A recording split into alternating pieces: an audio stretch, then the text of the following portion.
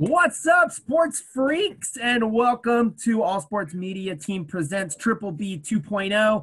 As you heard, we got an opening song now. That is Chala Head Chala by Abraham Castaneda. This dude is really good. He can play any type of guitar. He's actually done songs for the Dragon Ball Z series. You can check that out on youtube.com. Go to Abraham Castaneda and check him out. Our dude George is going to make a sick opening video, and hopefully that'll be ready by next week. So that's that. Abraham, I got you. All right, what do we got going this week? Our topic is going to be well-deserved. As you notice, me and Coach are donning our baseball teams because the All-MLB team was announced this week, which is kind of cool. Some football teams clinched some playoff spots. We had some records that were set in the NFL as well. We had a historical moment in college football that happened last week. We'll talk about that as well. We got the MLS championship today, actually, at 5:30. Basketball's back. Hockey's going to be doing something they've never, ever done before. And Holyfield and Tyson are getting closer and closer to duking it out. Sadly, we had a death in the MLB family. And just now we had a major tragedy happen in college basketball family. So we got all that and so much more. We got myself, Ricky Rodriguez. To my left, we got the dude, the man, the myth, the legend, Coach Don WEYRICK. We're ready to do our thing. Don, let's do it. Let's go. Yes, sir. All right, so first things first, let's hit the gridiron. And we're talking about well-deserved, talking about things being clinched. Last week, we had the Saints, the Chiefs clinch a playoff spot. They were the only two because the Steelers blew it. So they didn't clinch the division, but they clinched a playoff spot. So would you want to face either one of those teams going in the first round? Well, the Chiefs, no. Yeah. The Saints, maybe. If Breeze is back or not. If Breeze is back, then they're a lot tougher team, I think. Mm-hmm. More diverse. Right now they're just playing. They're playing actually really good defense, and that's what's killing them. Yeah, I was thinking the same thing. They're the super defending champs for a reason, and they got the best player in football. Absolutely. So you don't want to play them ever. Yeah, it's crazy. And everybody's talking about Steelers, and they have the same record as the Chiefs. Just throwing that out there. Just throwing that out there. This week, we got some more clinching scenarios. I'm not going to get too into detail, but we got those Bills, man. They can clinch the division this week. We got the Bills. We got the Steelers can clinch the division. The Saints can clinch the division, and the Packers can clinch their division. Let's talk Buffalo, man. Dude, we talked about it before, man. The Bills they come out of nowhere, but they're good. But there's no other way to put it. Well, they've been good for a couple of years now, and then I think Allen's progression as a quarterback has really gone to another level. Mm-hmm. Because if he's not making the dumb mistakes that cost him games last year and the year before. Mm-hmm. They're probably top 3 most physical teams in the NFL. Yeah, that game against the 49ers, that was like a bloodbath. Yeah, it was. So, it's like old school football, which is good to see finally. Mm-hmm. Yeah, they need to start bringing that back. We talked to Saints just recently. You talked about Breeze. Breeze says he's coming back. That's what he says. And with his mentality, I see it happening. But God forbid he doesn't come back. Do they get eliminated in the first round? What do you think? Well, it's all about matchups, right? So if they match up with the right team, then but I don't think they won't get knocked off first round. I think they won't make it to the Super Bowl though. Yeah, definitely not. The Packers, the Bucks, and the Rams for sure. Yeah. And the Seahawks, I think, are all better right now without Breeze. That would be so crazy. I mean, I don't want it to happen. I love Drew Brees. He's one of my favorites. But freaking Taysom Hill takes them into the playoffs. Well, that would be insane. You got a freaking tight end wide receiver taking your team into the playoffs. Like, that's 2020 to a T. Yeah, if they ran up against the Rams, I think that Aaron Donald and the boys would definitely get – that's who they play the best against is running quarterbacks. So they shut down Murray. They shut down, Cam. They destroyed Cam. So Cam. I feel bad for Cam. He's getting rocked this whole year. Like, I just feel bad for him. There's no other way to put it. Okay, and then the Packers. The Steelers, we saw that coming, The Packers have a chance to get their division as well. The Bears, I mean, honestly, I didn't think the Bears were going to last as long as they did behind the Packers, I know, I'm sorry. I'm just an analyst. Yeah. you know? As a Bears fan, they were the worst 5-1 team. So it was, that was they looked out. They had one good win, but other than that, they weren't a very good team. They get lucky at the end, and now true colors are being shown. They're not a good team. They're not well coached, so they just need to clean house. Yeah. Do you think are they still in the running for a wild card or no? No, I think they're 5. They lost 5 in a row. They're 5-6 or 5-7. Yeah. So they definitely not going to make it. Yeah. Crazy. And I think talking about clinching, I think the playoff spot too with their win on Thursday, I believe. Oh yeah, that's right, because they just won on Thursday. Not the division, but they definitely clinched the playoff spot. Cool. Yeah, at these Thursdays, man, they're throwing me off. I'm still getting used to them. You never know. I do like that they have good Thursday games now, though. Like a couple years ago when NFL Network had it, it was always like lower name teams and just trying to get their name out there. But I love that they have good matches. Well, the ratings were so far down, so they had to do something to mix it up. And they put it on Fox too, which was smart. You can't go wrong going that way. Okay, let's talk Packers a little bit more. Aaron Rodgers again making history. This dude that I don't know why, that's just what he does. He became the fastest to 400 touchdowns, 193 games. So Rodgers, we talked about him last week. You're a Bears fan, I know it kills you, but what can you say about him being the quickest? He's probably one of the most top 3. Yeah, I think he's one of the top 3 talents. I just don't think he's the top quarterback of all time. Some people call him the GOAT. No, we went over that. He's not in the top 3. He'd be pushing the top 5 maybe, but definitely not top 3.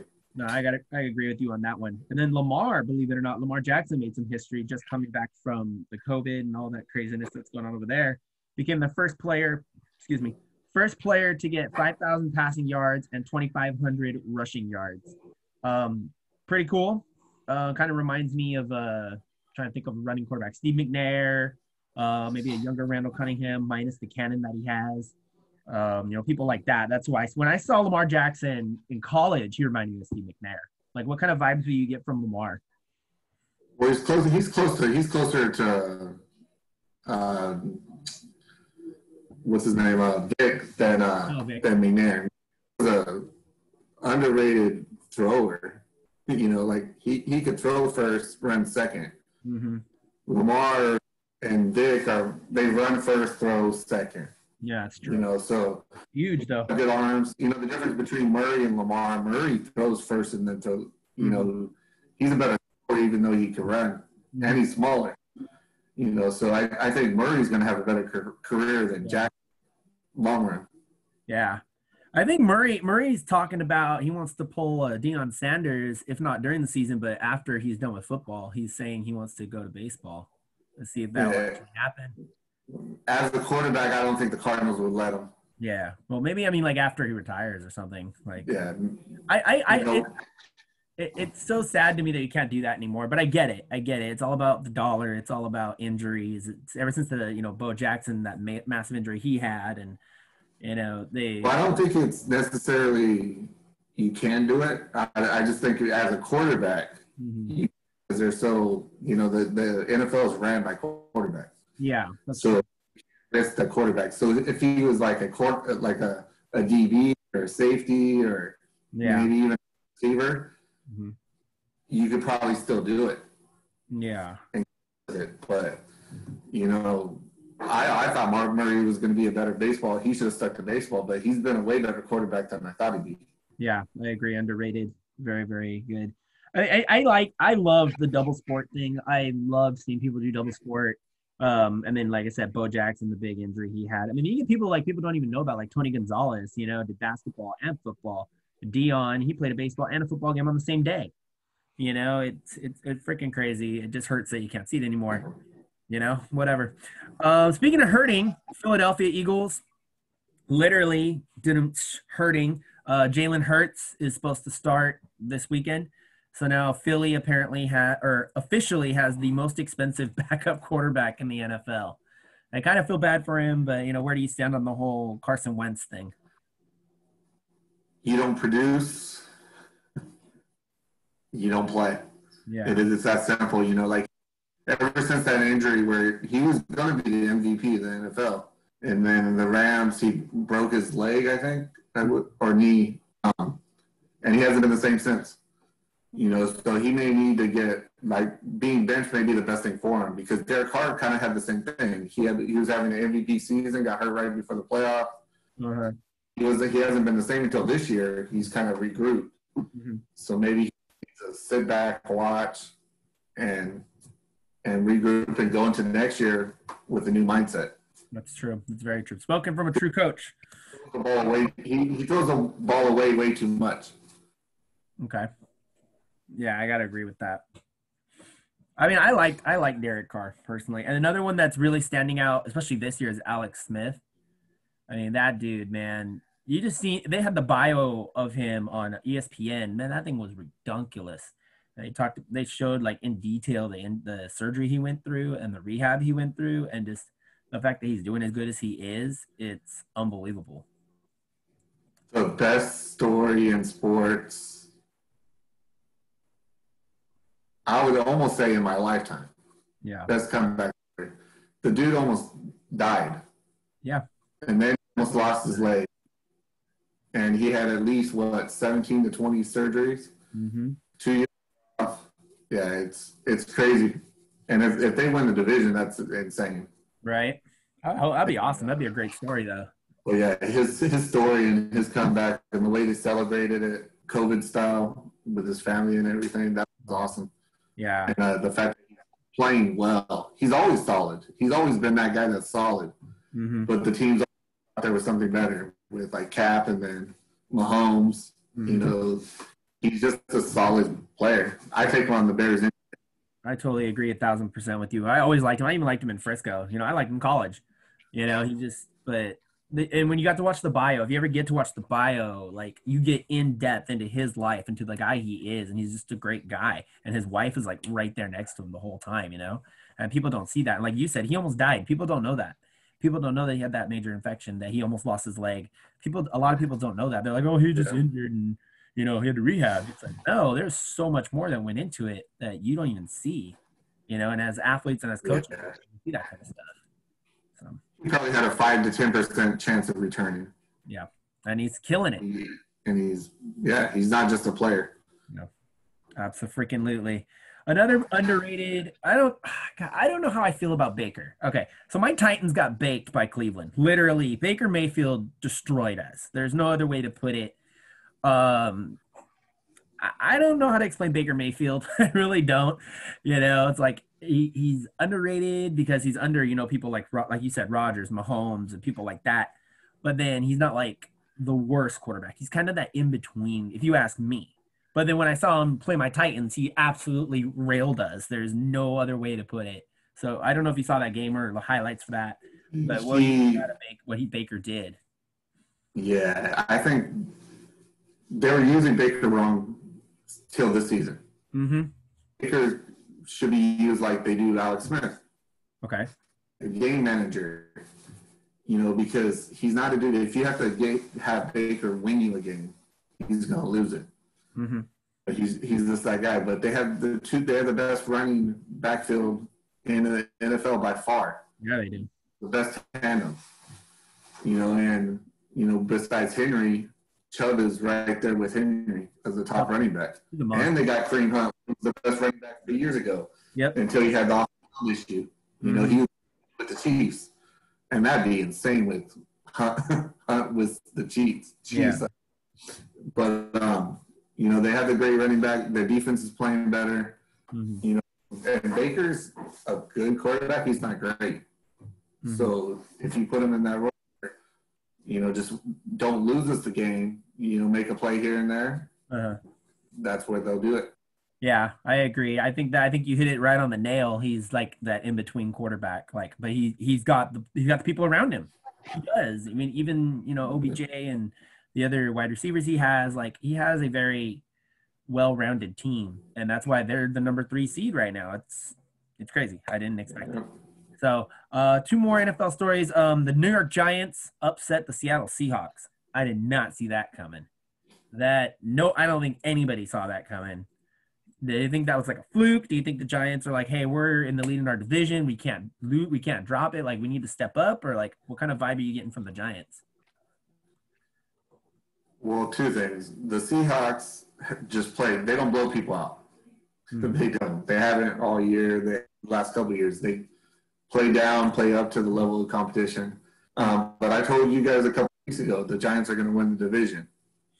And they did that with Colt McCoy, and not even their David Jones, their top quarterback. Jones is down. So they're a solid team, and their defense is stud. Leonard Williams from USC was a top draft pick with the Jets. He struggled. The Jets had their own issues, but he's dominant as the defensive lineman. And they're gonna be in the playoffs. They're gonna win the division if Alex Smith doesn't take it away from them. And they're doing things right. They're rebuilding, but gonna win the division because everybody else is horrible. But they're gonna be really good, and they don't have Barkley. Yeah, it's so funny because top 5 running. Yeah, exactly. It's so funny though with that division. You're saying, okay, they're in the lead. That division is so bad, but they're so interesting right now. It's like you have to watch them, So that's crazy. Well, they got 2 teams that play really hard and playing above their head. The Redskins, and they're the top 2 teams, and the 2 teams that are more talented, the Eagles and Cowboys. Yeah, they didn't step up. They haven't stepped up. It's crazy. And then look at the Jets. I feel bad for the Jets. You've got to feel for the Jets. They were so damn close to beating the Vegas Raiders this past week, and they still freaking choked it up at the end. Like, if you were the Jets, well, I don't hate on that because I'm a Raiders fan too. So Bears and Raiders, but hey, the Raiders are underrated, man. I give them their stuff. They're underrated. They're coaches. That's coach's ego and other stuff get in the way of and cost them. He deserved to get fired. That was their best chance to win a game, and the only way they could lose a game was that. And he did an all-out blitz, and he didn't go lose his job. His ego got in the way, and that's what that dude is. He's the one that did the issues with the Saints, the bounty hunter, and he's just not. And he keeps getting chances. I don't know. I was about to say he's still getting jobs. Like, what the heck? Yeah, he just needs to go away and not be a coach, at least the NFL wise. Go to the sure. That's freaking crazy. Okay, let's jump into the ranks. Again, this isn't standings. This is top 8 ranks. Again, the Giants are at 8 for the NFC. The Cardinals, we talked about the Cardinals. The Minnesota Vikings, not many people talking about them. Tampa Bay Buccaneers, the Seattle Seahawks, the Rams, you said just clinched playoff spot, the Packers, and then the New Orleans Saints. That's your NFC. Is there any surprises there for you, or is that like what we expected last week? It really didn't change. No, nothing's really. The Rams and the Seahawks are always going to be there, whoever wins the division. But right now, I think the Rams are the team to beat. Just because of how well their defense is playing, and they got the best player in football, period. Yeah, definitely. Is the best player, regardless of position. And he's changing the way defensive linemen will look. In like 10 years, you watch. They're not going to be a bunch of fat dudes. Oh, he's all brick, dude. He's a brick house. It's going to be a bunch of strong dudes that are quick, and he's going to change the face like Lawrence Taylor changed the face of defense and how they thought of linebackers, right? Before him, linebackers didn't rush the quarterback as much. Yeah. It was more on blitzes, but he changed the way. Defensive ends look like linebackers now. Yeah. Now, defensive tackles, they're going to look like defensive ends because of Aaron Donald. Yeah. I hear you. I agree with you on that one. For the AFC, we had a couple position changes, and one team jumped in. The Ravens fell out of the top 8. It's excuse me. We got the Raiders, those Vegas Raiders, and then they got the Colts, the Dolphins, the Titans, the Browns, the Buffalo Bills, the Chiefs, and then the Steelers. So, like I said, the Raiders jumped over the Ravens for the top 8. We just talked about the Raiders being underrated. I think they'll make the playoffs this year. I really do. I said that at the beginning of the season.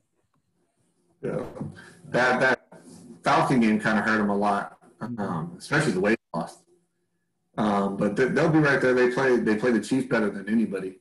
They match up well against them. They could have easily beat them twice. They beat them one time. They could have beat them the second time. It wasn't for Mahomes being so good. But yeah, they're good. You know, Miami is a team to look out for, though. Yeah. They're hiding in the weeds. Their defense is probably top in the NFL right now. Yeah, Tua's Tua. So he knows how to win. He's been with Alabama for years. Yep. That's what he does. Yep. And it'd be crazy if because the playoffs started today. You're looking at the Chiefs and the Raiders. 2-7. And the Chiefs don't want to see that. I know they don't. They got the rivalry. That's the one team they don't want to need first round. Mm-hmm. Yeah, the playoffs are going to be nuts this year. It's going to be crazy. There's no other way to say it. Let's go and jump college real quick. As I was, growing up, I always knew in December-ish, usually, it would always be the Army-Navy game. My one uncle's in the Army, my other uncle's in the Navy, everybody going at it, one big family party. This rivalry goes way back, and I believe Navy has a pretty big lead. So they're playing right now as we speak, I believe. What do you think Army needs to do to just get over that hump, man? The ghost of, the past is on them. We got to get over that. Well, Army was really good the last couple of years. Then they kind of got the best of it, I think. But, there's nothing – the amount of famous people in our history that have gone to either Army or Navy, presidents, everybody, there's a whole lot of history.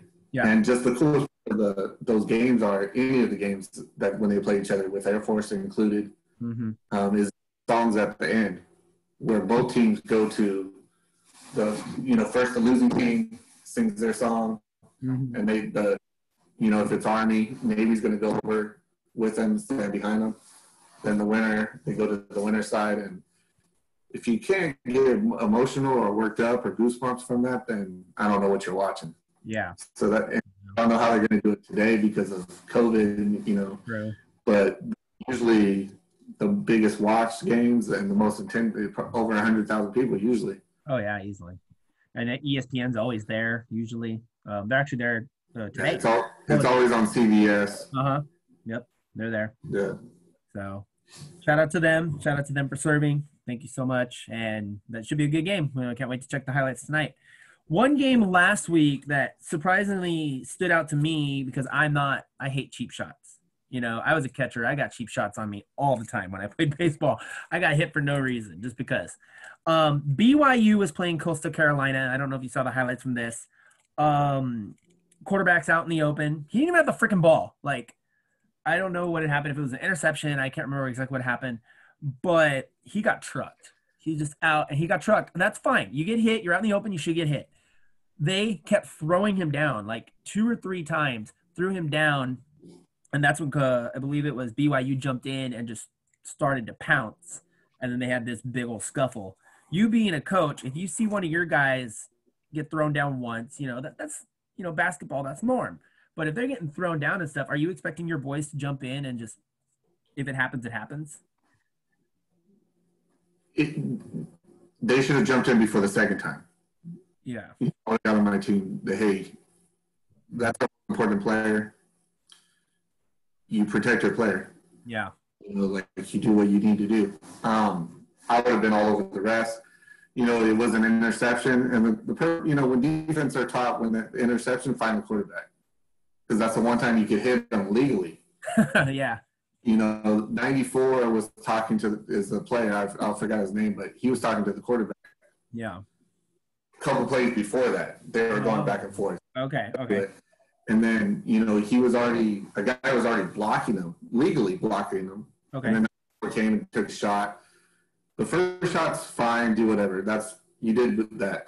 My bigger problem is the second takedown. Mm-hmm. The BYU quarterback got up and then he threw him back down. Mm-hmm. Couple times. And, all heck breaks loose, and I don't know how he remained in the game. Because he should have been unsportsmanlike. I don't know if the refs didn't see it or couldn't tell who it was. It shouldn't matter. And he's the reason why they won the game later in the game. He caused a fumble. to win the game and kept the Coastal Carolina, under. Yeah. So by them knocking them out, it cost BYU a chance to go undefeated. Yep. No, I agree. Refs are missing this kind of crap. It's like if you see it, like whoever's involved needs to be tossed automatically, no questions asked. I mean, I think they threw him down at least 3 times, if not more, and they kept pushing him down. There's 2 of them. They just kept pushing him down. It's freaking crazy. It was only one guy. It was 94 that was doing it. Okay. The other guy was just, like he was caught in the middle. Okay. But he didn't really throw him down. It was 94, and then 94 got him a late hit, like the next drive. Oh my God. Pushed the back out of bounds. Yeah. So, which almost led to another fight. And then after a couple plays later is when he got the game-saving fumble. So he redeemed himself for the team, but he should have had that chance. It's still, I mean, come on. It's one thing to play dirty. It's one thing to play stupid. Like, come on. Yeah, and that dude's a top-rated quarterback. He's going to be in the first round of the draft pick to BYU, and he could have got the way he got slammed. He could have, popped his shoulder out. Exactly. Could have ended his career.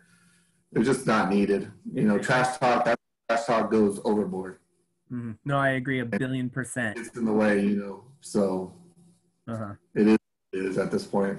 Yeah. So, well, let's jump from stupidity to a little bit of history. Maybe if this is true or not. Arizona State University Sun Devil running back Jackson He, that's his name. Jackson He is reportedly said to be the very first Chinese-born running back in the NCAA. Do you know if that's true? And if so, how do you think that feels for, the Chinese culture? Because you don't get a lot of Chinese football players. You haven't really heard of that many. Yeah, I believe it's the first Asian-born. Better. Okay. Asian-born player to score a touchdown, too. Yeah, he did. There's some that on defense. There's but I think it's the first Asian-born player to ever score a touchdown. Okay. And it's just really cool. It's just that on top of the female, 2020, a lot of bad stuff that's happened, but there's been a lot of good things. Yeah, a lot. And this is one in a rivalry game too, which was even better. Arizona State, Arizona. It's a rivalry game, and Arizona State was a ranked team, and they've struggled, and they took it all out on their rival Arizona, demolishing those guys. That's the way it should be. Yeah, rivalry games just never let up. I mean, don't be stupid, but never let up. I'm like you. I love when history happens. Like when we found out about Sarah Fuller, we were all happy. I mean, apparently there's rumors that she wasn't the only girl to ever play college football. That there was a D3 school that did it. It's first D1. Yeah, this is the first D1. Exactly. So that was true. Yeah, exactly. So that's freaking awesome. We got some good matchups for some title games. The only 2 I have right now: the Big 12 title game, Iowa State taking on Oklahoma. What are we thinking on that one? Probably I'm going to go Oklahoma, but I think it'll be a knockdown dragout. What do you got for Iowa State? Iowa State's pretty good though this year, so I'd be rooting for Iowa State to upset them, and but neither team's going to have a chance at the playoffs. So of course, it's just for bragging. Yeah, and then like we talked about, like bowls, like so many people are going to disregard bowls this year. Like BC already did, and there's a couple other schools too. But these guys would never win. SEC title, it's Florida, Alabama. Florida's ranked number 6 right now, I believe. So Florida and Alabama, I think that'll be a good one. Florida, they've been pretty strong this year. They got the Heisman. They got the guy who's going to win the Heisman probably. And then Alabama's going to be number 2. So whoever wins that game will probably win the Heisman. Okay.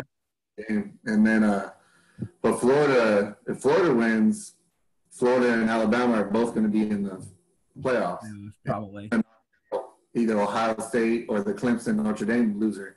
Yeah. So it could be, if Alabama wins, there's less likely, but if Florida wins, they're definitely going to put Alabama in. Mm-hmm. So Florida automatically in, and then whoever wins Clemson, Notre Dame. Yeah. Then you got the loser of that game, Texas A&M or Ohio State if they win. Yeah. It'd be interesting. It's a good lineup right now. It's funny you lead into that because that was the next thing I'm going to is the rankings. It didn't change. I don't even think it changed. I still got Texas A&M, Clemson, Ohio State, Notre Dame. The top teams didn't change. The top the five top or six didn't change. Yeah, I just do top 5 usually. Yeah. So, because since they're only doing the 4, so I don't know. College playoffs are always awesome. I love college playoffs. But now the fact we don't have the 10,538 bowls, I think it'll be better because I think you'll be able to focus these championship games and then focus on the playoffs. We don't need. Well, they should have went to 8 teams. I agree. Wanted it for a long time, but this is the year to do 8 teams.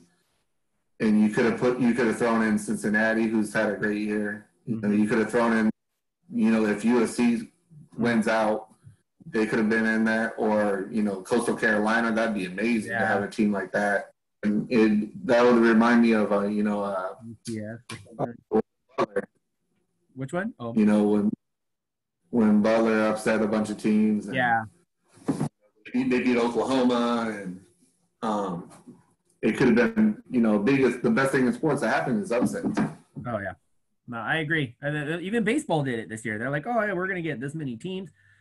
Like you said, this should be the year. I mean, they still have time to change it, but I doubt they're going to. So, Alabama's the NCAA is the worst for. Yeah, right. The NCAA is the worst organization in the history of sports. So so it is what it is. That's why the Power 5 needs to actually leave the NCAA and do their own thing. I agree. It's a organization with no leadership, so there's no. And I came from college sports, and it's just embarrassing, like the way they're really good for the lower sports. Don't get me wrong, but for football, I would leave and actually manage, and then you could actually really get a true playoff and get teams. Because right now it's just like this conference does their own thing, this conference does their own. There's no cohesion, and they're the only sport in college that does that. Yeah, because there's no charge. It's true. Oh man, I mean, like it's so hard with certain sports because you said they don't want to change the way they're doing things. They want to do things their way. Let's go ahead and jump from football to football. The championship for the MLS is tonight, 5:30. Everybody thought the Sounders would be there. They're there. Columbus Crew, they've only been around a couple years. You got Columbus Crew representing the East in the championship, taking on the defending champions. Who do you think? It's 5:30, not 5. I'm sorry, on Fox. I got the Sounders, but I think it's going to be really close. I think it's going to be like 3-2. I think it's going to be really close, maybe even go to overtime. Because Seattle, they had to go to overtime to win the West last week. They had to make a comeback. Yeah, they did. They were down 2-0. They were losing. Yep. So, Columbus has been a better team, though, all year, so we'll see. That'd be kind of cool. I mean, the Sounders, they've got their rings. Let's let somebody else go ahead and have a little bit of fun. But talking about that, it's been really cool to see all the Americans play well in the championship league. Yeah. On the Dan Patrick show, they were talking about all the young Americans that are actually producing. I think they named about 5-6 guys. It's never happened before that many 5, stars of the U.S. team are actually playing, not just being bodies, but actually playing, scoring goals in the championship league. So the future's bright for U.S. soccer. Finally. I hope so, because last time we were in the freaking World Cup, it was embarrassing. So I'm just throwing that out there. All right, talking about championships, can't go without talking about our Lakers. Preseason started yesterday. We got the dub, but we had to work for it. How did you like the game? How did you like Harold Schroeder, right? Is that how you say his name? How did you yeah, I've heard it both ways, but I can't say it. We'll go Schroeder. How did you think they looked? I thought Harold looked pretty good. Schroeder was having fun. So what do you think we looked? Those two guys they're dogs, so they're gonna do whoever they'll play against pickup guys. They'll look the same. We won't see what they could really do without when their big players come with AD, LeBron, Gasol, Morris, KCP. Pretty much their starting lineup wasn't there. Yeah, Cruz was like the only one there, and then Caruso got hurt.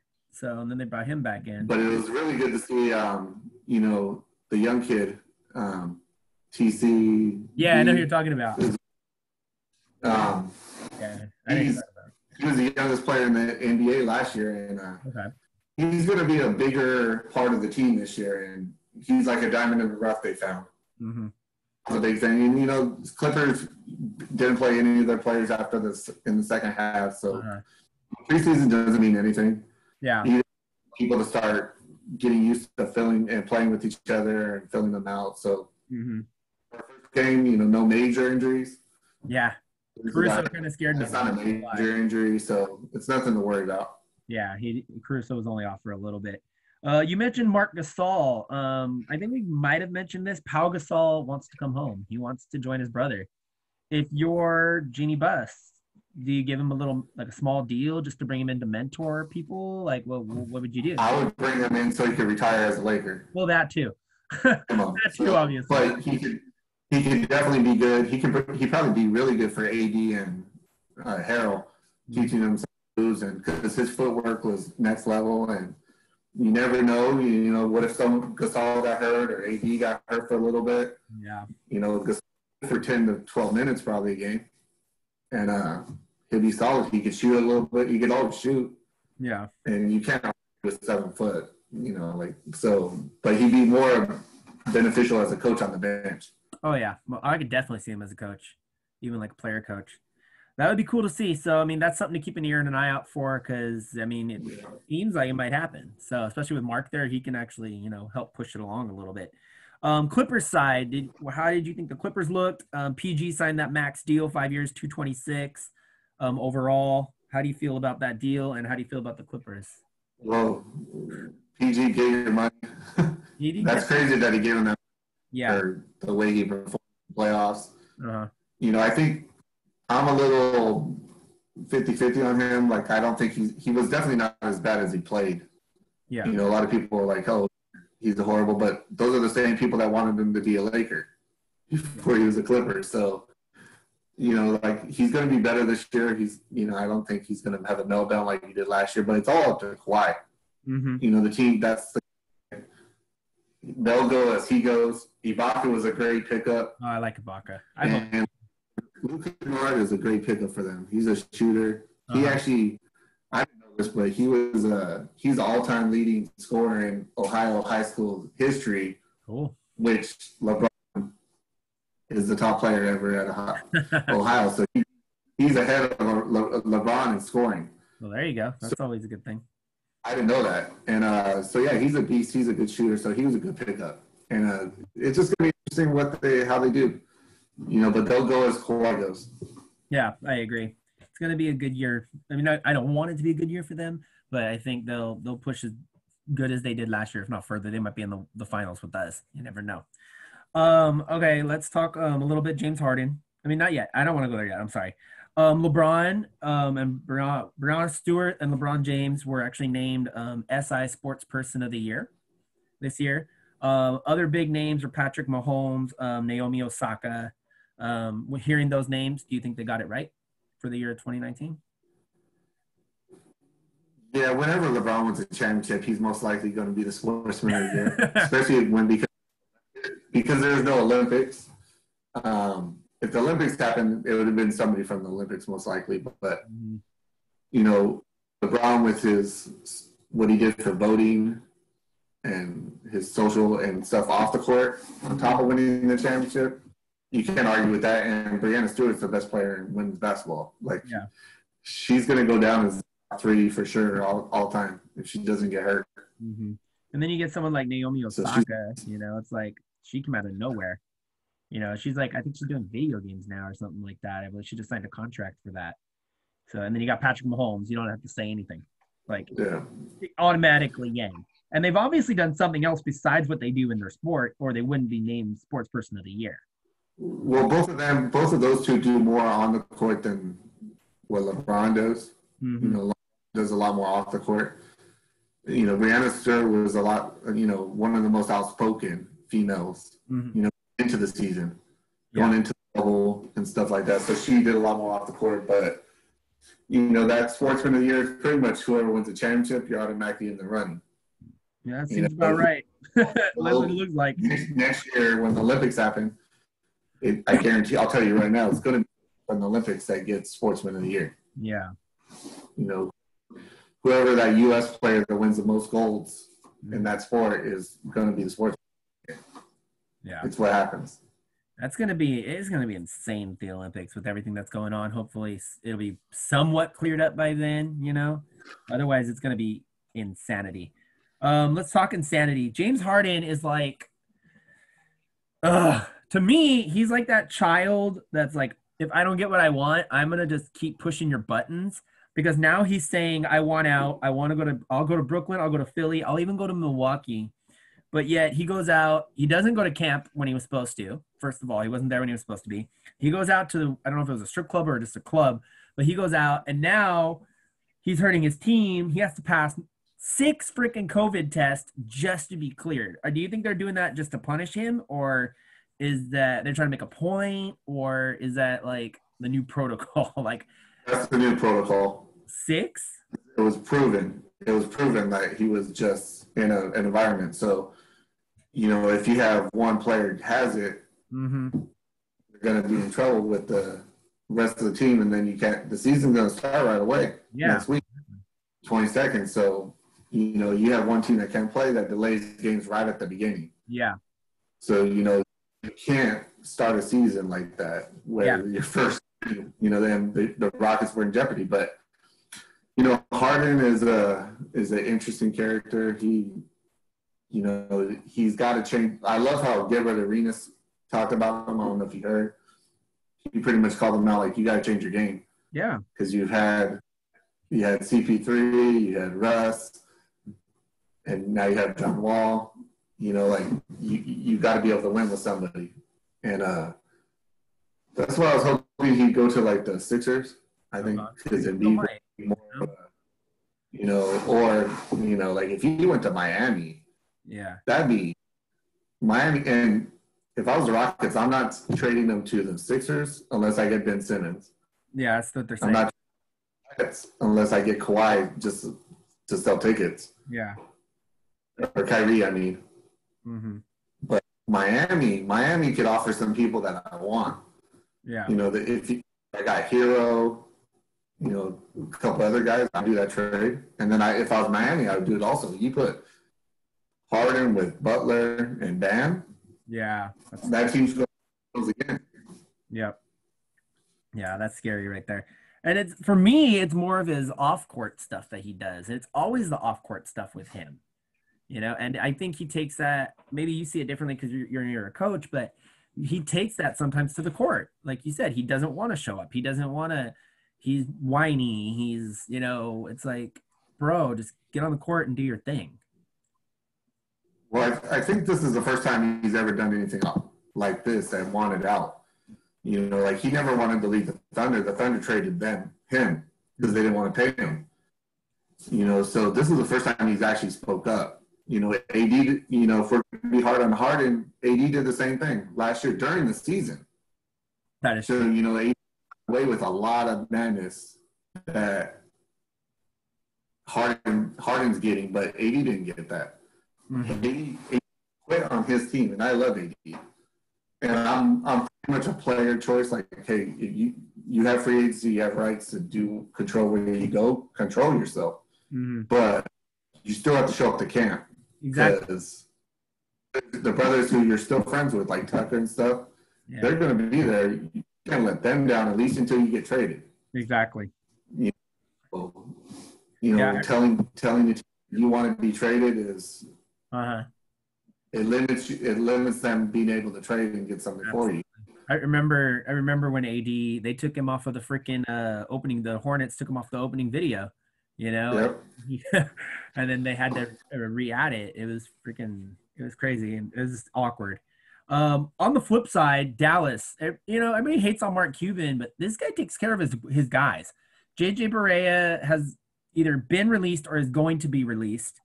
Not only has Cuban let him have a press conference to say goodbye, he gave him I think it was like a $2 million write-off just to take care of him, just in case he doesn't get picked up, which I think he will by somebody. Somebody's going to pick up this all-star veteran.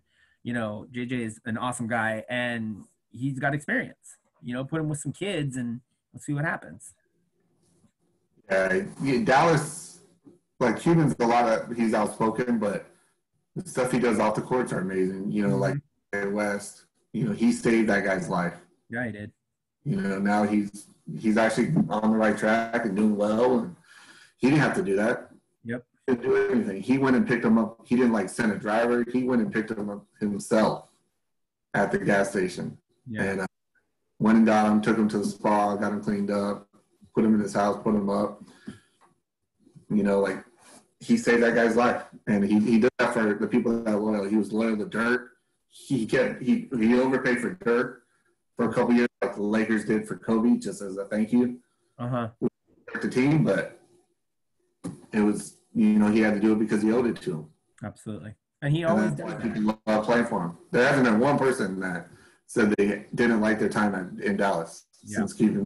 I hear nothing bad about him. So shout out to Mark Cuban. Shout out to JJ Barea. Let's jump into the Olympics. You brought up the Olympics a couple times earlier. This is going to be super quick. Breakdancing. This came out of nowhere. And I think it's more international probably pushed it.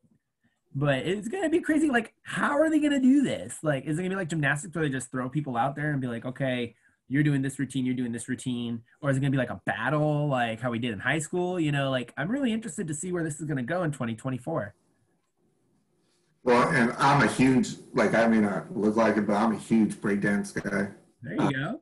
Like, Stomp the Yard is one of my favorite movies. Cool. You know, breakdancing and, you know, ABCD, like any dance shows I love. Okay. The world's best dance crew, like, you know, those are my, watching it, especially the breakdancing. Okay. The breakdancers are some of the best athletes in the world. Athletes, the things they could do on, you know, flips and spins, and it's gonna be interesting if they do individual or combo. I'm assuming they're gonna do both, right? Yeah, I think battles would be awesome. Individually breakdancing, and then U.S. like a U.S. team. They already do that. Well, that's kind of like championship in Germany every year. Yeah, right. Already do U.S. versus Korea versus. Well, yeah. Why not? I mean, you get, even if you got like 3 people on each team, you know, that you can do like elimination, not style, kind of like how Struts does it. Yeah. They have like the 3 events, you know, and you can do that. Same thing, breakdancing, you know, solo, freestyle, and then you can have battles. It would be awesome, but I don't. Oh, it'd be amazing, and the talent. I'm just hoping they bring judges that actually have done it or know it would have to be people that do breakdancing, like you can't, because I hate when they just bring the judges that do the world championships. The same judges. If that's the case, then it'll be legit. If it turns into gymnastics or that's what I don't want. Then it'd be whack. But I want to watch that more than anything. It's gonna be cool. This next Olympics. It's gonna be cool. I will watch a breakdance show all day. Right. I remember in high school we used to have battles. We had our rival school and we'd have a dance. I still remember it over here in Santa Fe Springs, and we literally would have battles. Like instead of fighting, we'd have battles. You know, it was like bragging rights for that month or whatever. That's kind of stuff that you remember. So that's gonna be cool. Let's go from break dancing to breaking up. The NHL, I kind of talked to you this week about it, but the NHL is going to realign due to the COVID issue and Canada's ban of sports for anybody coming over the border kind of thing. They want to realign it to where there's 3 United States divisions or regions and then a full Canada region. And if you get a full Canada region, that's going to be a killer division. Are you kidding me right now? You know, the Canucks are up and coming. You know, Calgary's here and there. You know, Winnipeg's always in the hunt. You know, Edmonton, when they want, I mean, they got freaking McDavid. Come on. You know, and they're going to have Montreal, yeah, the history of Montreal, yeah, Ottawa. Like, it's going to be a crazy division if they do that. And I think they are doing it. Like, Bateman's already said. Well, I think they're going to have to this year because you can't tell. Yeah. So that's why the Raptors are in Tampa Bay. For NBA. So I think it'd be like, that's why I told like what I said about college football. Like, this is a year to why not? Like, whatever you're thinking about trying like Major League Baseball, the DH rule, the double rule, the extra inning rule, they all been wanting to try it. So they tried it this year because this is the year to try anything. Yep. And the fact that they can't travel back and forth, going to be, they have to do it. Yeah. Or all those teams would have to come here because most of the teams are in U.S. now. So, yeah, of course. You know, it's kind of like out of necessity, but this could be something that could be huge for the sport long run. Yeah. Because then in the finals, you could put Canadian team versus U.S. team. Yeah, exactly. Which would be amazing, you know. And so we'll see. Yeah, and it could happen. Let's see. We're talking that. Let's jump into the boxing ring a little bit. Okay, so last week we just railed on Nate, okay, because he lost to Jake Paul. Well, Logan Paul's stepping up right now, and he's going to face Mayweather. I know you said you don't like Mayweather, but Mayweather's going to take on Logan Paul February 20th. Do you think Mayweather's just coming to make a statement like, dude, you and your brother need to get out of my sport? Like, what the hell are you guys doing? I'm going to knock you out kind of thing? Or do you think this is going to be Mayweather's about making money. Oh, of course. That's Mayweather. he's going to get paid. If Tyson got $10 million, Mayweather's going to get $30 million. Yeah. And Mayweather's just going to pick and choose, you know, he's going to destroy the dude, but yeah, it's going to be a knockout. He's not that guy. He's going to defend and counterpunch, and it's the most boring fights there is. Like Mayweather, he's the best at it, but it's boring. And I don't enjoy boring boxing. Yeah. So I like, you know, if I want to see a fight, I want to see a fight. You know, the guys that did ground and pound and just lay on guys, I don't watching. Yeah. You know, the guys that are more active, even though they might not be the best or do the most smartest things, those are the most entertaining. Yeah. And in the end, that's what you want to do a sport for. You want to watch. Imagine the hype if Paul pulls. Excitement. Can you imagine? I mean, what was that? Happen if Paul pulls that one out.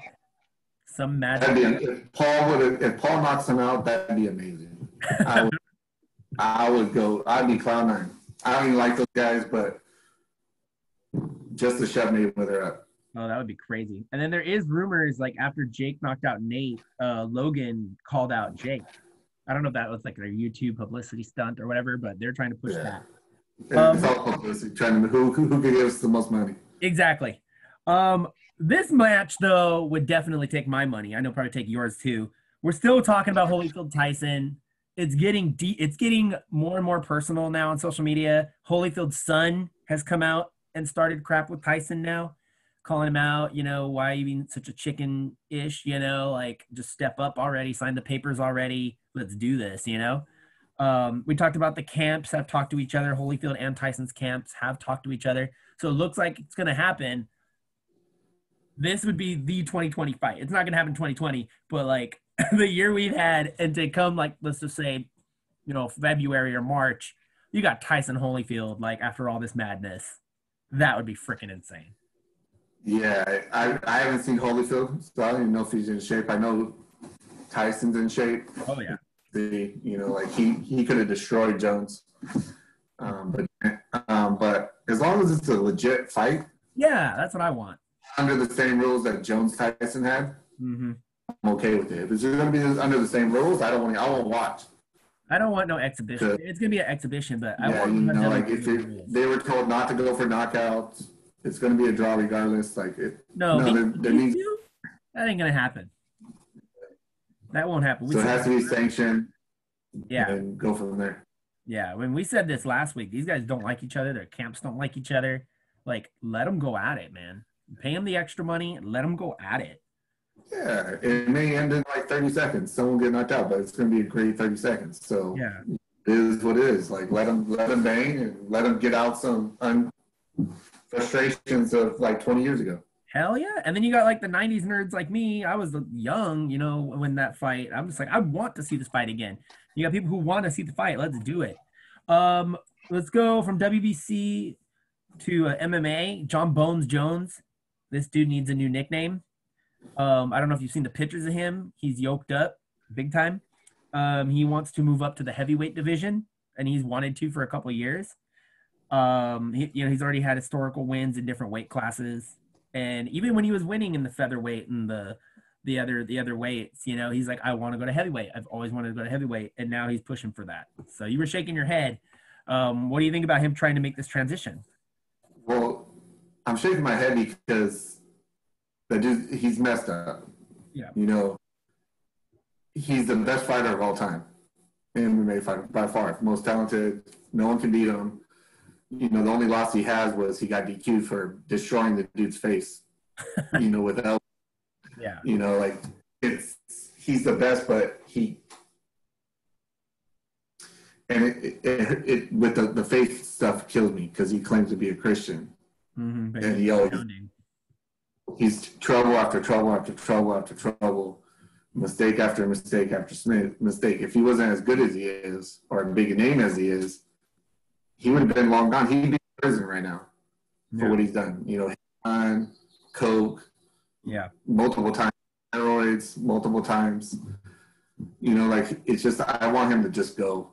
Like, get right, you know. But he's good enough to go get the title. Like, in the ring, he'd probably be the favorite, even though he's moving up. Because I know Mirotic? Yeah. Is a championship right now. Like, John Bone Jones will win. He's that good. Like, he's the best ever. You know, there's a guy coming out of Adesanya that's he's going to be – he looks like the new version, like Jones 2.0. So it'll be interesting where he goes. But there's been nobody ever to fight in the ring, John Bone Jones.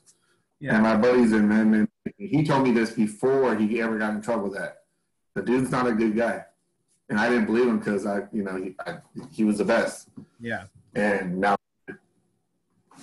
stuff comes out and they get away with it. You know, it's like and like you said, maybe he just needs to get out and get clean. Look at Darryl Strawberry. That guy did literally any bad thing you can think of. And if you talk to him today, he is a 1,000,000,000% different guy. I got stuck in the elevator with him at Angel Stadium during Harvest. He came to talk at Harvest. You would have never thought him doing anything Christian related when he was doing, you know, all the drugs that he was doing, getting in trouble for doing what he was doing. And now he's a totally different guy. So maybe that's the path Bones Jones needs. Well, I was the biggest Strawberry fan. You know, like from 83 on. You know, the only time I ever rooted for a team, not the Dodgers, was with him and Dwight Gooden. Okay. They both had their issues. And, you know, when he came to the Dodgers, I was ecstatic. And then he threw the firecracker at the kid. And, you know, I didn't understand what he was going through. And it's been amazing, his transition. And now he's preaching in the same prisons he spent time in. Yeah. So his transformation is amazing. Oh, he did. He's an awesome guy now. Like he's a totally different person, which is the power of spirit. It does that, and like you always say, everybody deserves a second chance. You know, not maybe like a fourth or fifth or sixth, but at least a second, and he's taking advantage of his.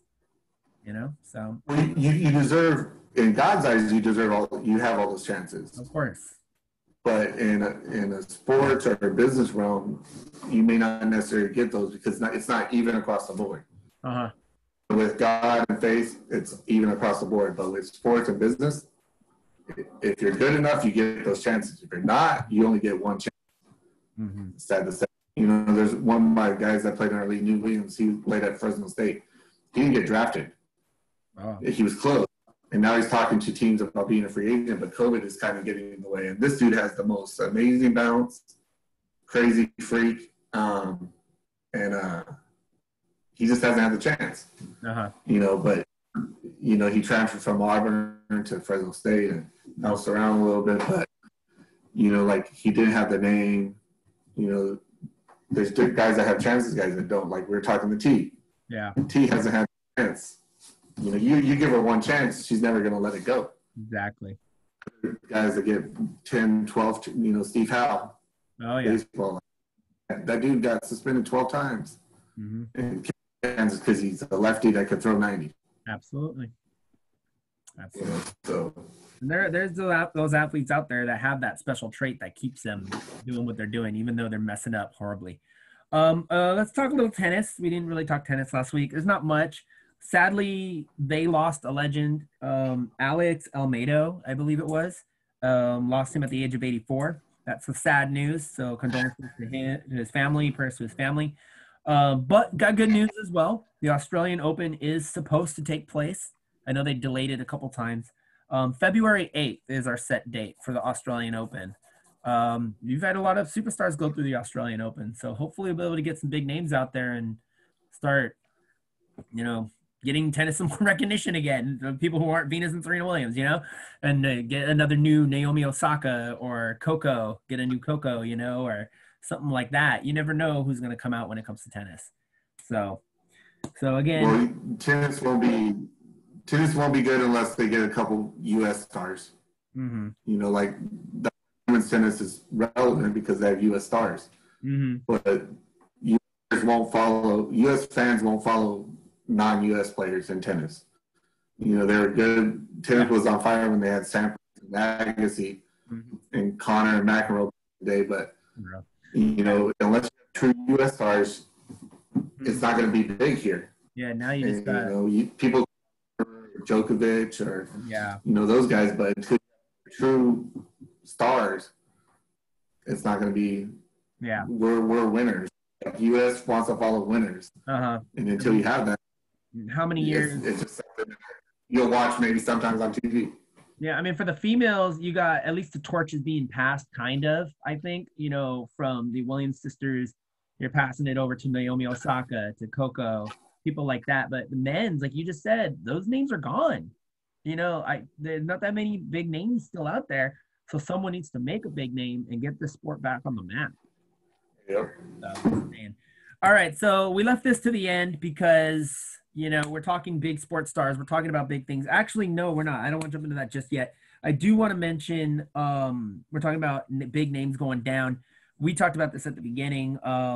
What's his name? Keontae Johnson, I believe it is, of University of Florida basketball college. They're just doing warm-ups. He went to do an alley-oop from a teammate. He starts walking over to the bench, and he collapsed. He's a young kid. We've heard situations like this before with football. I'm not going to say heat stroke, but, you know, we've had where coaches have worked their player too hard. We've had where players have had like heart murmurs and coaches didn't know about it. You know, he's in critical condition from what I've been told. So you as a coach, if you had a player who had something like this, would you want them to tell you and so you could take certain precautions? And B, after something like this happens, how do you approach a team? Like, what do you tell them? One, yes, because you need to know if someone's hurt. You need to know because you're not going to put your player in to harm himself. Mm-hmm. You know, like with Buddha with his finger. If he wouldn't have told me his finger broke, I would have played him that day, and I would have been mad if I found out later he had a broken finger. So, you know, like we held him out, and you know, sometimes you got to hold a player is their own worst enemy. Yeah. Sometimes, and you got to be more cautious. But this sounds like 100% heart issue, and it's not the first basketball.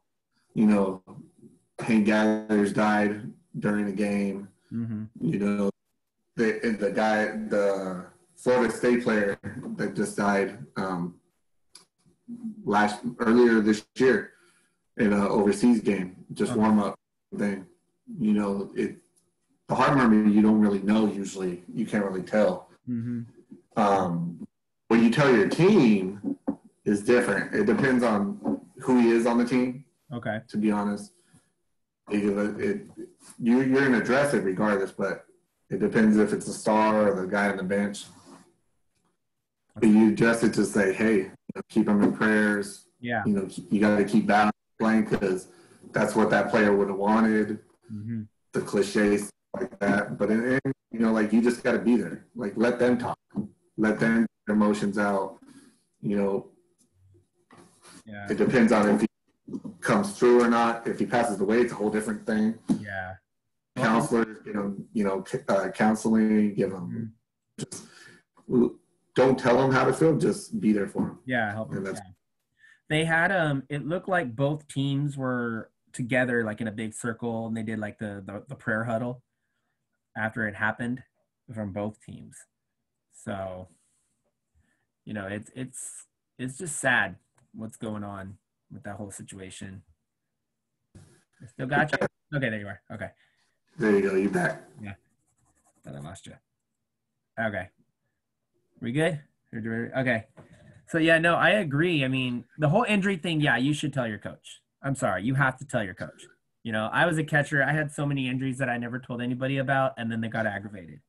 You know, no matter what sport you're doing, tell your coach. Bottom line, tell them. So let's send prayers out to Keontae Johnson. First of all, he's in critical condition. So prayers out to him, prayers out to his family, prayers out to his teammates.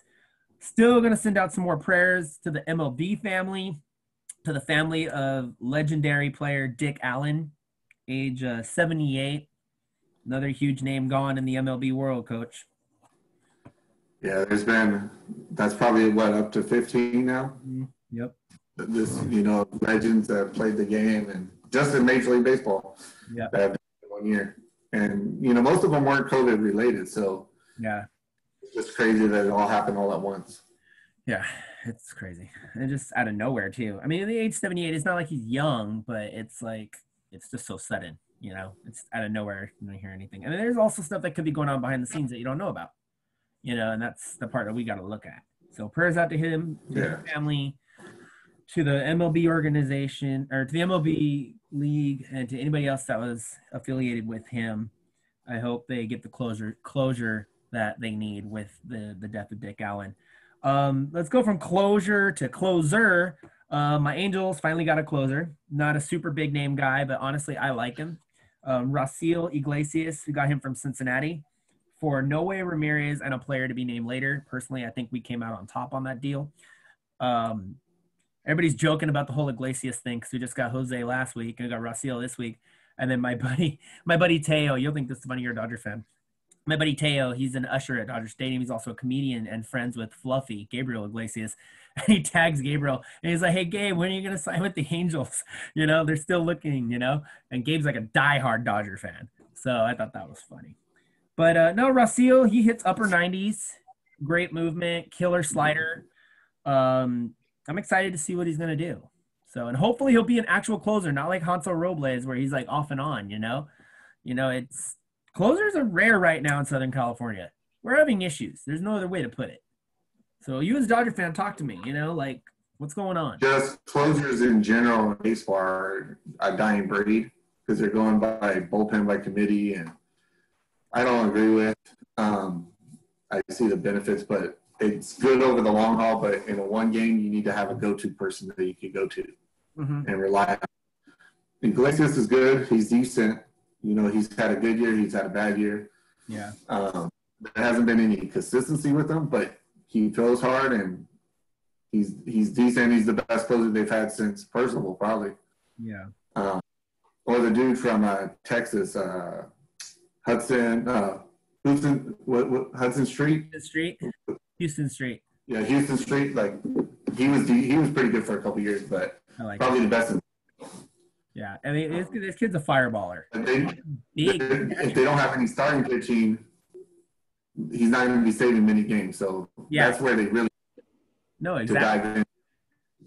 We talked about that last week. So I totally, as an Angel fan, I agree with you. Like, we need to get that starter. And we'll actually talk about Bauer in just a little bit. Let's jump over to you guys. You guys are talking to DJ LeMahieu, and there's rumors that Kike might leave. So what do you think about both of those situations? Well, DJ, I wanted since Colorado. A lot of people didn't like him because thought his numbers were messed up because of Colorado. But he hit everywhere, and he proved it in New York. Oh, he's got a batting title in both leagues. People don't see that. Yeah, he's a stud. I don't know if we necessarily need him as the Dodgers. It's a luxury, but if we could get him, even better. Kike just should go get his money. He did his time with the Dodgers. If that turns into like getting a payday somewhere. Yeah, well, that's what I'm getting. Like, if he could play every day, exactly. If he could play every day with somebody, he'd be an all-star. Yeah, well, he's got that. He's amazing. That old school Sean. He's higher than Sean Figgins. Don't get me wrong, but he's got that Sean Figgins vibe where he can play any freaking position, and he's good at it. Like you just said, he can play second, he can play third, he can play short. Hell, he could probably play first if he wanted to. He could play outfield. He could play the corners. Put him on a team that's contending and needs like a good number 8 hitter, number 2 hitter. I think it'd be a good deal for him. And like you said, he can hopefully get paid.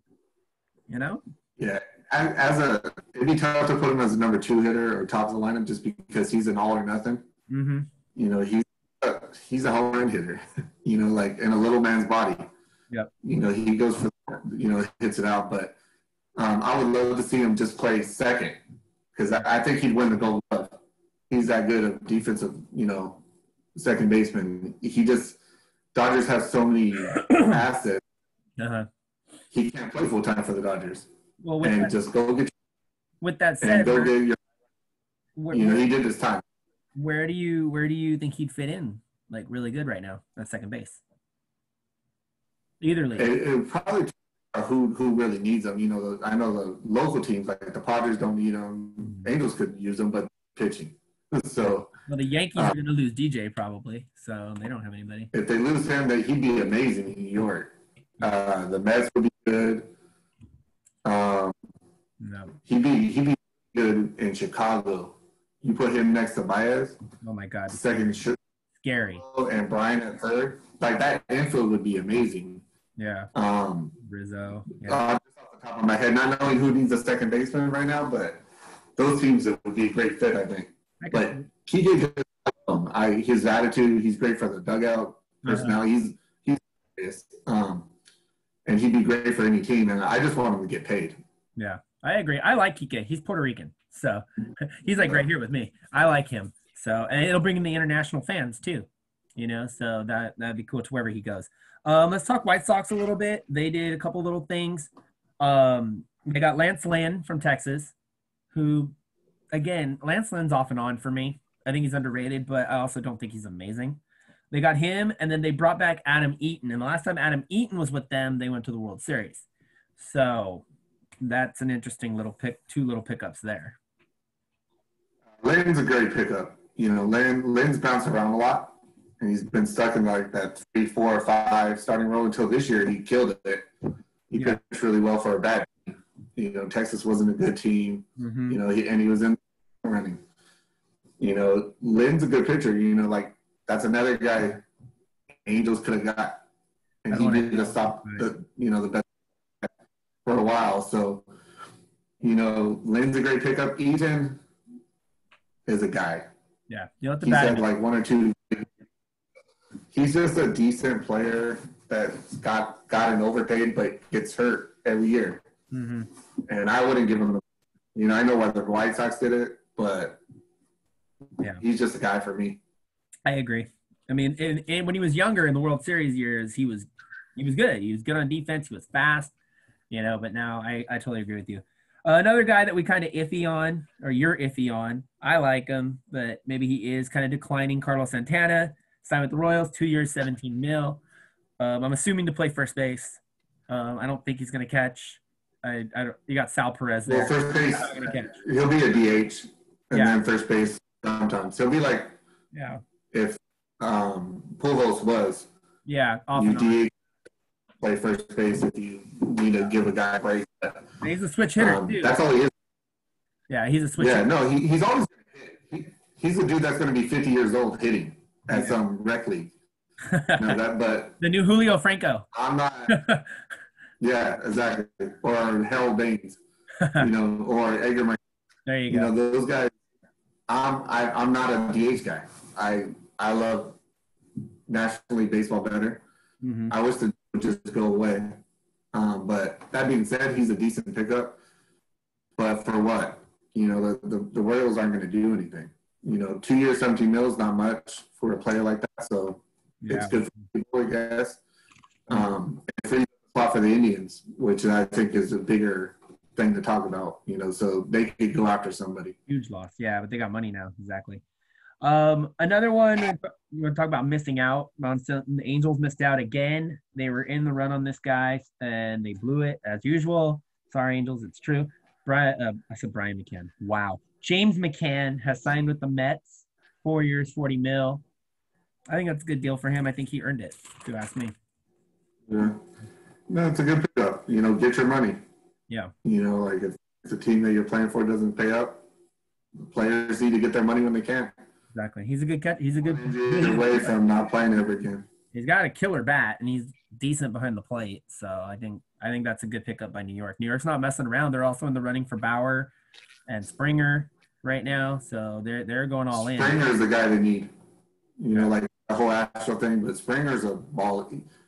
Well, like, Springer is the best player on that. Mm-hmm. You know, like he's a stud. So well, like good to have him.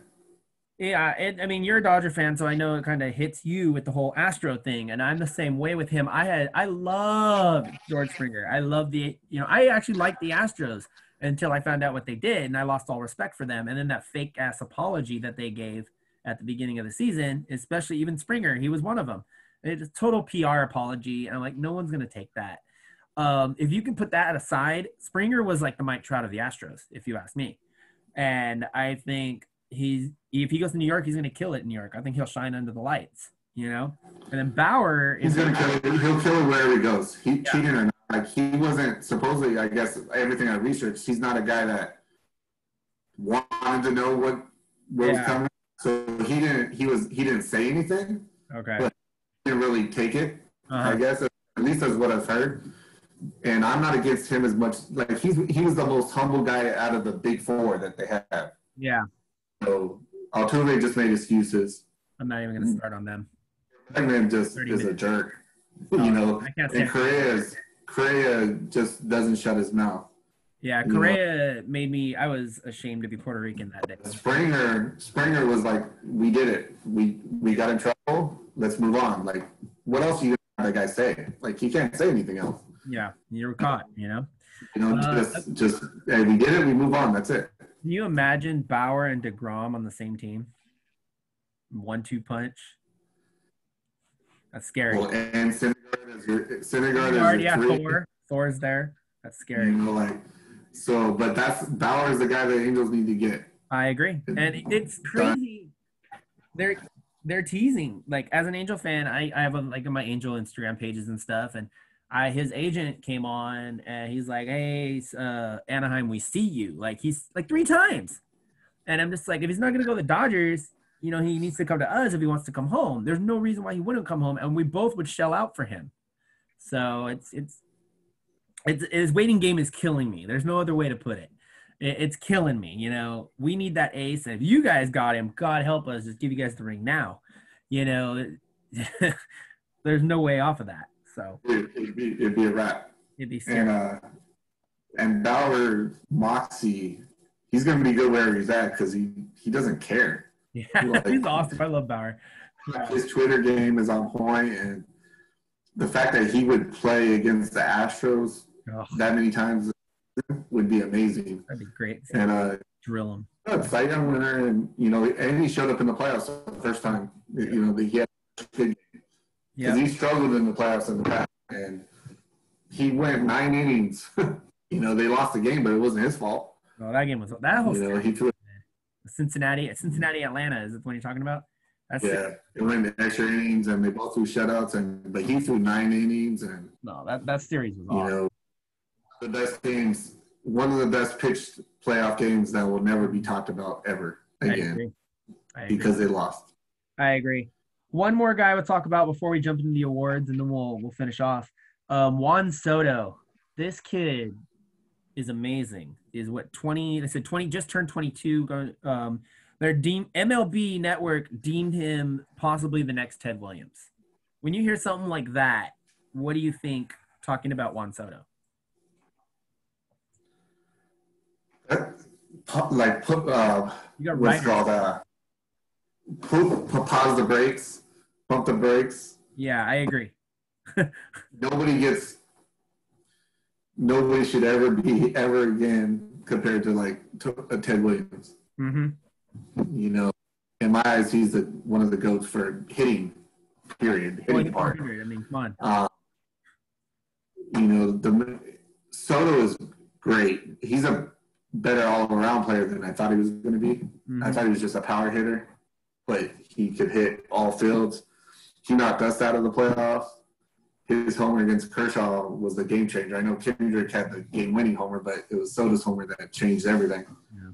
And he's a stud. And he was on a horrible team, and yet he was in the again next year. I mean, they didn't do any. Washington. Yeah, if he's healthy, Soto's a good player, but they talked about it with other players in the past, comparing Trout's the only one that up. Yeah. But he'll be an all-star, if he keeps going, and we'll see how it goes. But pump the brakes. Yeah, and they're all talking. Well, they were talking to him last week, and they're asking him about who his favorite player was. He said Miggy, and they said, "Oh, okay. You think you would ever go after the Triple Crown?" And then he just made. That's a good comparison. That's a good comparison. Yeah, because was the guy that they were comparing to those guys. Yeah, originally he was 20 years old with the Marlins when he were off of Clemens in the World Series. Yeah. Like, that's the guy who they were comparing him to. But that's a better comparison. Yeah. And Soto actually might be a better player all around because Cabrera was just a hitter. He was an okay Soto fielder. Steals bases. He's got a good arm, and he's left-handed. He's a better round athlete. Cabrera is a top 10 hitter of all time. Just hitting. Mm-hmm.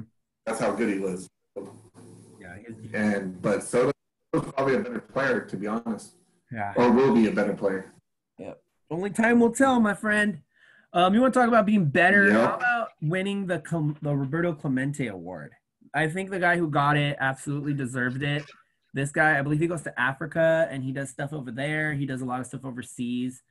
He does stuff in his very own backyard. Adam Wainwright won the Clemente Award this year. So I don't know if you. I didn't know that. I didn't hear that, but yeah, he won the Clemente Award. So yeah, it's well deserved. He's done so much. Him and Kershaw do a lot. They have the faith base on the same part, and they team up a lot. I know Turner was in the running for the Dodgers the last couple of years. The stuff he does locally, but Wainwright does a lot of stuff overseas, and he's just a good guy, and he's come back from injuries and stuff like that, and he's still playing, but no one ever talks bad about him. Yeah. Teammate or opponent. Yeah. It shows. And he's going to be more honored than winning that award in baseball. Yeah, there's no higher. Except for, there was another award that was given out, which was surprisingly who got it, the Ford Frick Award, which I believe is broadcasting, actually went to Al Michaels. People don't remember that Al Michaels did baseball. So I thought that was kind of cool. That came out of nowhere. Al Michaels is one of the best. He did the Miracle Game. Yep. Like, he's done all sports. Yeah. Just like Vince Cully did all sports. He's known as but people don't remember that. People don't remember that he did the other sports. He did golf, he did other sports. Dick Enberg, same thing. Yeah. There's something that could be universal. Vince Cully was on the World Series. He was an announcer. The major networks picked him to be the World Series announcer. That's how good they are. But those guys, Al Michaels, Dick Enberg, Scully, and others are like the cream of the crop, and everybody else is everybody else. Yep. So I thought it was cool because they came out of nowhere. I mean, I've done my research. You've done your research. A lot of people don't know, that he's done the multiple sports. So I think that's super cool. Like Costas, same thing. That dude, a lot of people don't like him, but he's done a billion different sports too. And there's a lot of people, and then you get people like Joe Buck who are just bleh, to my eyes. Can't stand Joe Buck. He does all these sports, and that Fox pays for him to do all these sports, and I can't stand Joe Buck. And it makes me so sad because his dad was so good, and maybe it's because he's trying to live up to his dad. I don't know. He doesn't step up. So I'm sorry to throw that out there. I wasn't going to do that, but I cannot stand Joe Buck. Like, he's rough around the edges, and he throws his own things. But I'm not a big Buck fan, but this year I really liked how he ran the game because he said stuff that needed to be said about the Astros, about Manfred. That's fine, yeah. So, and I don't think any other baseball announcer would have said those things. So for this year alone, I respected how he did the games this year. But, he does people the wrong way for sure. Yeah, I'll give him that. I'll give him that he stepped up this year because of what was going on. We'll give him that. And we needed that. All right, so we got about 5 minutes. All MLB team was announced. That's why we're donning our baseball jerseys. And each member, there was Dodgers, there were Angels, so pretty sweet. They had first team and second team. It's 5 starters, 2 relievers, 3 outfielders, and then 1 person per position. So for your all MLB second team, your catcher was JT Realmuto of the Phillies. We got Jose Abreu at first base from the White Sox. Brandon Lau from the Tampa Bay Rays, which was surprising, at second base. Jose Ramirez, switch hitting third baseman of the Cleveland Indians, got third base. Corey Seager, our very own Corey Seager, got shortstop for second team. My outfielders, you got Mike Yastrzemski, Ronald Acuna Jr., and Michael Conforto actually beat out like Bryce Harper and people like that. I thought that was kind of cool. DH, you got Nelson Cruz of the Twins. Actually, he's going to be a free agent, I believe. Your starting pitchers, Garrett Cole, the Yankees, Clayton Kershaw of our Dodgers, Danielson Lament, surprising name, came out of the Padres organization. Kenta Maeda, bunch of former Dodgers here. Kenta Maeda and Hyunjin Ryu, also on the all-team second team. Your relievers, Devin Williams of the Brewers. If you don't know his story, that kid was ridiculous. And everybody wants this guy this year, Brad Hand. That's your all MLB second team, Coach. What do you think about those names? And we can only think about who's going to be on the first team. It was pretty much right on point. Yastrzemski and Conforto were a little surprising, but you make a case for them. And the only other one is Seager and Tatis. You could go out flip. Tatis had an amazing start to the season, but he kind of tailed off. And Machado was the best player on that team. If you look back at it, Tatis got all the hype. That's why Machado was in the MVP voting. But everything pretty much on point. Lamet had a good year. Pitching, there's so many pitchers lumped in the same category that could have went to a couple different guys, but they're all warranted. Yeah, no, I mean, just by looking at both of these rosters right now, everything, the voting was like this. Even Real Muto and the catcher who got it, which we'll tell you in a minute, super close. First base, same thing, super close. Second base was a lock. So we'll go get into that right now. So that was the all MLB second team. First team, catcher was surprising to me. I thought Real Muto was going to get it. I really did. I like the guy who got it, but I thought Real Muto was going to get it. Comeback player of the year, Kansas City Royals catcher Sal Perez for all MLB first team. First base, National League MVP Freddie Freeman from the Atlanta Braves. Second base, no doubter. We already knew this. DJ LeMahieu took it, the New York Yankees. Manny Machado, you just said, he took third base. Tatis Jr., like you said, him and Seager were this close. So Tatis Jr. takes shortstop. Outfield, can you imagine if we had the World Baseball Classic in the next couple of years and these guys were our starting 3 in the outfield? Mookie Betts, Juan Soto, and frickin' Mike Trout. If we can get Juan Soto to play for U.S., that would be ridiculous. That's your outfield. DH, you mentioned this, that they opened the DH to the NL this year, and it worked in Marcell Osuna's advantage. He got first team. Your relief pitchers, Nick Anderson of the Tampa Bay Rays. Comeback player, Liam Hendricks, the Australian-born pitcher of Oakland. He kills us and annoys the crap out of me, but he deserved it. And your starting pitchers, this is a killer rotation right here. Max Fried, the young lefty of Atlanta. Yu Darvish, that was another surprising one. Yu Darvish of the Cubs. Jacob deGrom, the former 2-time Cy Young Award winner of the Mets. Shane Bieber, beast this year. And, of course, Trevor Bauer, the head of the household right now. There's your first team. What do you think about that? Yeah, the only 2 that you can even make a case for is JT and Salvador, but Salvador does so much behind the plate that he doesn't get credit for, and at least in a lot of people's eyes, but people that don't know. He calls the best game, and the only other one is Tatis and Seager. Everybody else is pretty much locked up. I would have put Devin Williams. Actually, I would have made one change. Devin Williams over Nick Anderson. See that. Other than that, it's pretty much spot on. Yeah, I can see that. I don't know what changes I would make. Nelly and I said Arsuna and Nelly were 10 percentage points close to each other. I think they got the outfield right. Shortstop, like you said, that was neck and neck. Second base was a given. First base could have gone either way. You got the 2 MVPs of the leagues, Abreu and Freeman. Machado at third, I think they got that right. The outfield, they got it right. The starters, I think they got it right. Darvish, I mean, you can make a case for maybe like Kenta or Ryu. They both had killer years. This Lament kid was pretty good, but I think you could have put Maeda or Ryu in the first team. So I love that they do this now. Baseball didn't used to do this. People don't know that. A lot of people don't know that. I was explaining this to my mom the other day. That baseball now does second team and first team, just like NBA and NHL have been doing for so many years, and I think it's cool. Yeah. I like that they do this. That's definitely what baseball needed, and it gets the more you could get people to talk about baseball during the off season, the better. Oh yeah, definitely. So. And the off season's not over now, man. There's so many FAs right now. DJ, you got Nelly, Trevor. There's so many huge names that are out there, and it's only December, and that's when the craziness starts.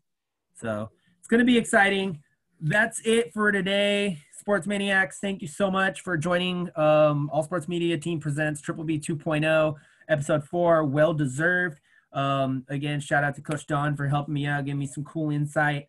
There's so much stuff that's coming this week. I mean, we're going to know who the MLS champion's going to be. We're going to have some more football champions, more than likely some more division champions. Hopefully we'll find out about that Florida kid, Keontae Johnson. Hopefully we'll find out some more about him. I believe the NBA preseason's still going on. Hopefully we'll get some more information on the whole Harden saga. We'll see if he's finally in uniform eventually. Maybe we'll finally get a contract signed with TYSON and Holyfield. We're all waiting. We're waiting. And like you said, MLB offseason is crazy. So, and there's some pretty good names out there right now. So that's all I got to say about that. The winter meeting's coming. USC, UCLA today. Yes. Sorry. USC could clinch. Fight on. That's right. So, yeah, we'll see. It should be interesting. Right. Pulling for my Trojans. Fight on. Yep. Playing for the championship tomorrow. That's right. Say that last part again. Playing for the championship tomorrow. You cut out the VBL, or you cut out? Who's playing for championship? P4E playing for the championship tomorrow. Right. Repeat. P4E. VBL. I'm so bummed. You gotta get that stream. You gotta get that stream to us so we can see it. Yeah. I mean, I'm excited to see what's to come next week, and I think G is going to be coming back, which will be great. George will be with us. We'll have our full crew. It's going to be really cool. So, Coach, you're amazing. Thank you so much for being here and giving me that insight and just having fun and talking sports, man. I appreciate it. Yeah, there's nothing better than talking sports. So. Okay. Absolutely, my friend. Well, good luck tomorrow. Kill it. Send me updates, not like I did. Hopefully we get a stream. We need some streams. Get us that stream link so I can get it out so we can see us retain our title. So I'm excited. Yeah, they're supposed to send it out Sunday morning, so we'll see. It's going to be the YouTube Venice page, but okay. I'll confirm. All right, you heard it first here. YouTube Venice Beach League page. You can see our P4E bring the title back home, hopefully. Fingers crossed. It's going to be awesome. Next week's going to be awesome. Thank you so much. You guys have a great weekend. Be safe, having those holiday fun, whether you're going to drive-thrus or light looking, whatever you're doing. Just be safe out there. Wear a mask and have a great weekend. And remember, whether you're trying to score in life or climb the ladder of success, always reach for the title. Peace out.